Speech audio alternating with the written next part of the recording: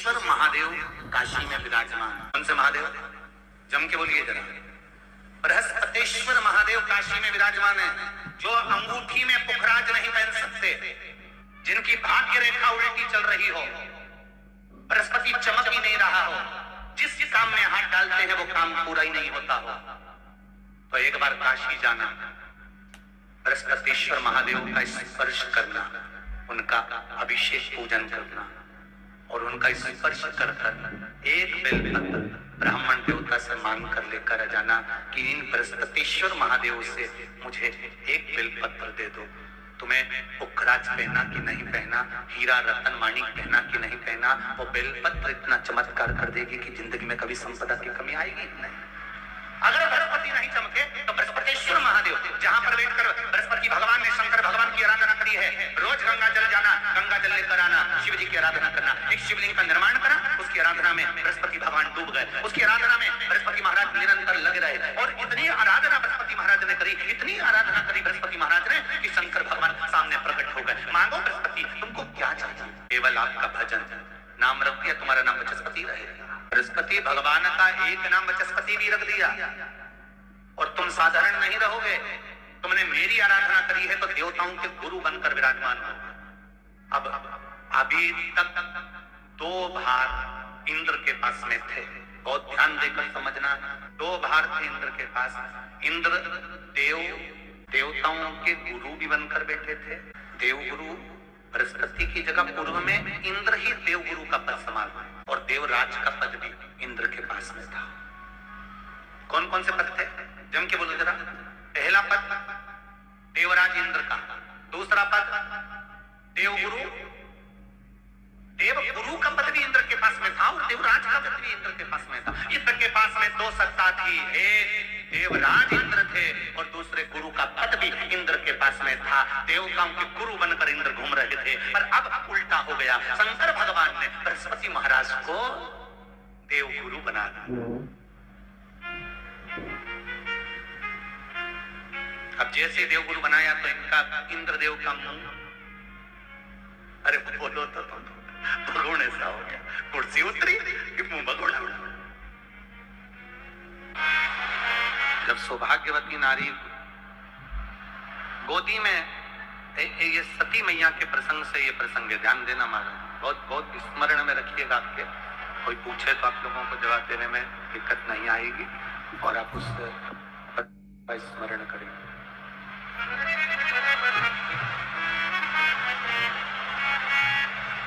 सती मैया अग्नि में कूद गई।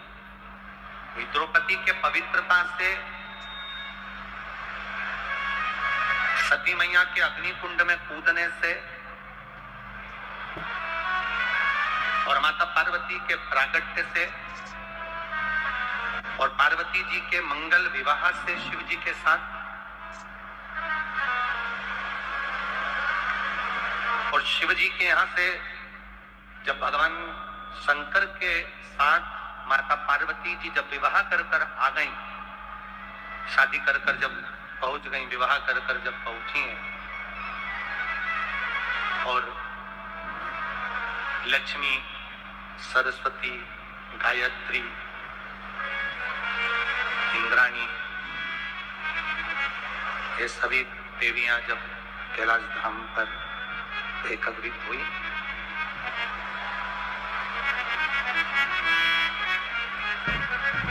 उस प्रसंग से इसको जोड़ा गया। सती मैया क्रोध की अग्नि में यज्ञ कुंड के अंदर जाकर कूद जाती हैं और उनको श्राप लग जाता है कि तुम देव यज्ञ में, देवताओं के होने वाले इस कार्य में, होने वाले सत्कर्म में तुम कूदी हो, इसलिए तुम्हें कोयल की योनि प्राप्त हो। समझो, तुम्हें कोयल की योनि प्राप्त हो।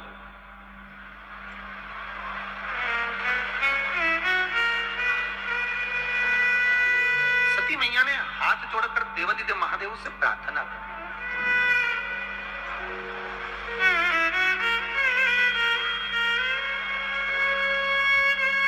प्रभु गलती तो हो गई, अब ये गलती तो हमसे हो गई है कि ये अग्नि में हम, यज्ञ की अग्नि में हम कूद गए हैं। थोड़ा बेस कम करो बाबा। यज्ञ की अग्नि में हम कूद गए, ये गलती तो हमसे हो गई, पर क्षमा भी तो आप ही को करना है। क्षमा भी तो आप ही को करना है। शंकर भगवान ने कहा तुम कोयल के रूप में जन्म लेने के बाद में जब 2 आषाढ़ पड़ेंगे, जिसको दुनिया के लोग कोकिला अधिक मास कहेंगे, और ये 2 आषाढ़ में तुम जब मेरी आराधना करोगी अखंड सौभाग्य को पाने के लिए,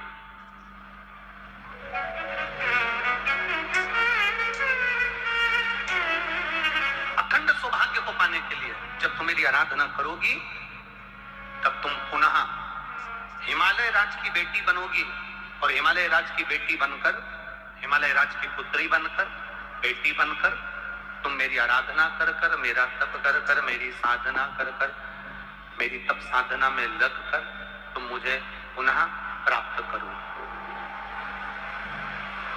वापिस मुझे तुम प्राप्त करो। अब देखिएगा, कोयल का जन्म मिल गया माता सती को, और कोयल के जन्म को पाकर मां सती जगह जगह भ्रमण करने लगी। भ्रमण करते करते एक बार माता सती देवऋषि नारद के सम्मुख में प्रकट हुई।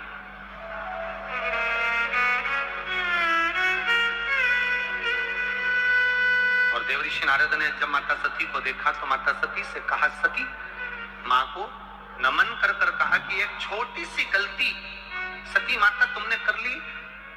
एक तो अपने पति के सामने जाकर झूठ बोल दी, दूसरा सीता जी बनकर राम जी की परीक्षा ले ली, तीसरा अपने पिता के घर में यज्ञ में तुम बिना बुलाए चली गई, और चौथा जो गलती तुमने करी है वो गलती, सबसे प्रबल गलती ये करी कि उस यज्ञ की अग्नि में, यज्ञ के कुंड में तुम कूद कर अपने प्राणों को त्याग, उस यज्ञ की अग्नि में तुमने अपने प्राणों को त्याग दिया, उस यज्ञ की अग्नि में तुम अपने प्राणों को छोड़ दिया। अब थोड़ा सा ध्यान लगाना, ये जितनी माताएं बैठी हैं, जितने भाई बैठे हैं, जितने लोग आस्था चैनल पर कथा सुन रहे हैं, जितने फेसबुक यूट्यूब पर कथा सुन रहे हैं, जरा ध्यान लगाकर कथा का स्मरण करना।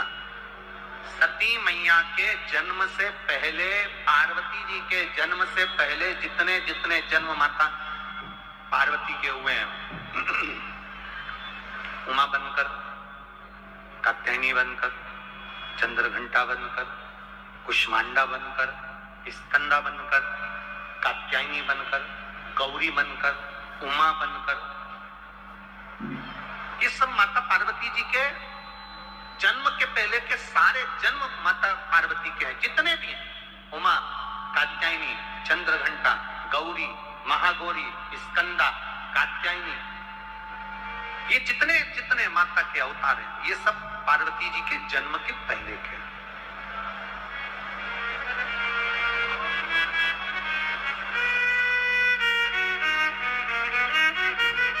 सती मैया के भीतर ये भाव जागृत हो गया, माता सती के अंदर ये भाव जागृत हो गया। देवऋषि नारद से कहा कि मैं 51 ये जितने जन्म मैंने लिए हैं 50 जन्म में ले चुकी हूं, और पार्वती का जो मेरा जन्म होगा वो 51वें नंबर का होगा। कुछ ऐसी कृपा कर दीजिए कि मेरी मांग का जो सिंदूर है वो अखंड रहे, और बार बार मुझे इस शरीर को छोड़ना ना पड़े, इस शरीर से मेरे बार बार ये शरीर मेरा छूटे ना। ऐसी कुछ कृपा, ऐसी कुछ दया, ऐसी कुछ करुणा हो जाए।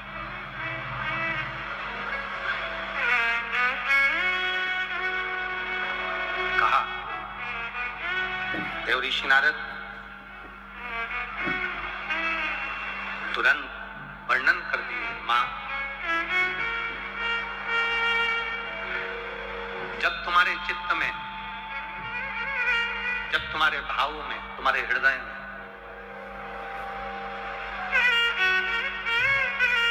तुम्हारी चित्तवृत्ति में, तुम्हारे हृदय में, तुम्हारे भावों में जिस समय पर तुम कोयल बनकर भी एक अन्न के दाने को अगर उठा लोगी, और वो अन्न का दाना तुमने जो उठाया है, अगर वो 2 भाग वाला है, वो अन्न के दाने में अगर 2 भाग हैं जिसको तुमने उठाया, और वो अन्न का दाना भूलवश भी अगर किसी सौभाग्यवती नारी की गोद में अगर पड़ जाता है, तो मां, तेरा वो अखंड सौभाग्य भी रहेगा और तुझे जिंदगी में दूसरी बार फिर बदलकर जन्म नहीं लेना पड़ेगा। एक ही अखंडता में चलता है, एक अखंडता के साथ।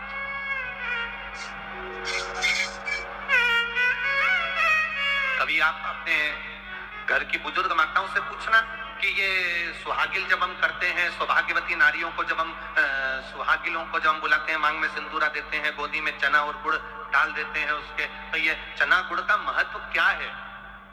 कभी सौभाग्यवती नारियों से या जितनी सुहागवती माताएं हैं, जो बुजुर्ग घर की माताएं हैं, उनसे पूछना कि सुहागिल जब हम करते हैं, 11, 5, 7 बिठाते हैं, उनकी गोदी में चना और गुड़ जो हम डाल देते हैं, ये प्रसंग कहाँ का, ये प्रसंग का सार तत्व कहाँ से?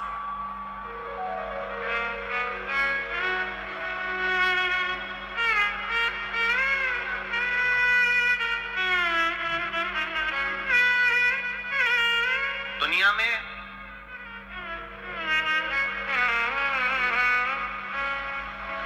सब चीज में मिलावट हो सकती है, ऐसी कोई चीज नहीं जिसमें मिलावट नहीं हो। दुनिया में सब चीज में मिलावट हो सकती है, केवल एक चना और गुड़ ऐसा होता है जिसमें मिलावट का कोई काम नहीं होता है। गुड़ के अंदर खार हटाने के लिए, कालापन हटाने के लिए थोड़ा बहुत उसमें कुछ डाल सकते हैं, पर रहेगा वो गुड़ गन्ने का रस ही। गुड़ को साफ किया जा सकता है, गुड़ का पाउडर बनाया जा सकता है, गुड़ अंदर दिखने के लिए कर सकते हो, अच्छा बनाने के लिए कर सकते हो, आप उसकी पैकिंग या अच्छा बनाने के लिए उसको कर सकते हो, पर रहेगा वो गुड़। गुड़ चना सुहागवती नारी की झोली में इसलिए दिया जाता है कि जो सुहागिन में बैठी है, इसकी गोदी संतान से भी भरी है।